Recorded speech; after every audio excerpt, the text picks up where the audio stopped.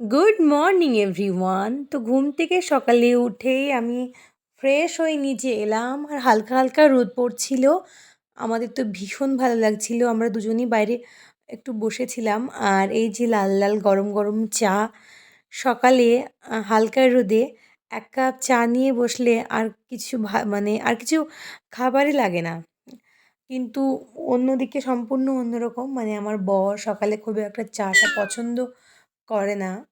তো সেইগুলোই খাচ্ছিল আর কি, একটু ফ্রুটস।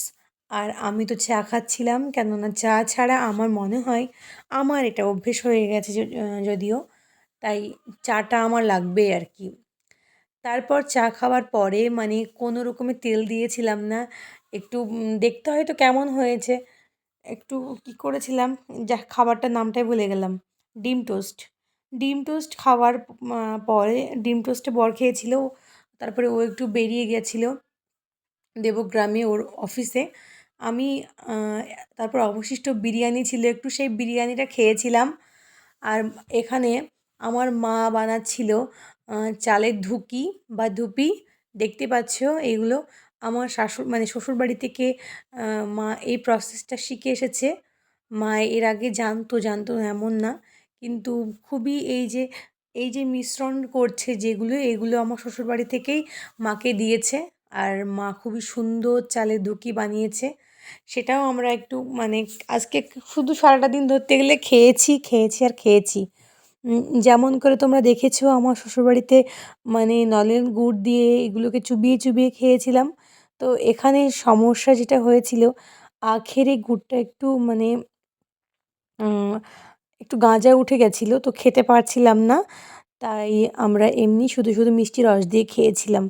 আজকে আমাদের বাড়িতে দুপুরে রান্না হয়েছিল মাটন ঝোল, আর তার সাথে আলু দেওয়া হয়নি, তার সঙ্গে ভাত, ডাল, অনেক কিছুই হয়েছিল। আর এইদিকে আমার মা, আর সবাই, মা, তারপরে বিড়াল বাচ্চাগুলি, তারপরে আমার বড় এখানে আছে। আমাদের ওই রাঙা আলু হয়েছে, তো সেই রাঙা আলুগুলোকে একটু দেখছিল, ক্লিন করছিল। এবার বাড়ির জিনিস দেখতে বা হাতে ছোঁয়ার একটা গন্ধটাই আলাদা। তারপরে এই যে দেখতে পাচ্ছ দুপুরে আমাদের খাবার খাবার খেতে চলে এসেছি। বেশি কিছু ক্লিপ নেওয়াই হয়নি, আজকে একটু ব্যস্ততার মধ্যেই ছিলাম। এই যে ফুলকপি আলুর ঝোল, ডাল, মাছ ভাজা, ডিম ভাজা, মিষ্টি ভাত, এইগুলি ছিল। তারপর সন্ধ্যার দিকে আর কিছু করতে পারিনি, আমার একটু দোকানে গেছিলাম বাইরে, আহ, একটু ফার্নিচারের দোকানে গিয়েছিলাম, কাজ ছিল। তো সেখান থেকে ঘুরে আসার পরে এই যে বাচ্চাগুলি সব শুয়ে আছে, ওদের সঙ্গে একটু বসেই ছিলাম আর কি সোফাতে। আর এই যে দুধ দিচ্ছে মা তার বাচ্চাগুলিকে, দেখে তো আমার আয়াত বুড়ি কবে কবে 11টা বছর তার হয়ে গেল।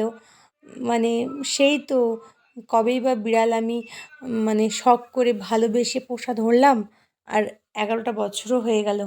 এইগুলিই আমি ভাবছিলাম আর ওদের মাথাতে একটু আদর করে দিচ্ছিলাম। তারপর এটা সেটা করতে করতে রাত প্রায় 10:30 হয়ে গেল। তখন রাতে আমরা আমাদের খাবার দাবার মানে খেলাম আর কি। তো যাই হোক, এই ভিডিওটা এইটুকুই। যদি ভালো লেগে থাকে অবশ্যই like, comment, share, subscribe. Thank you.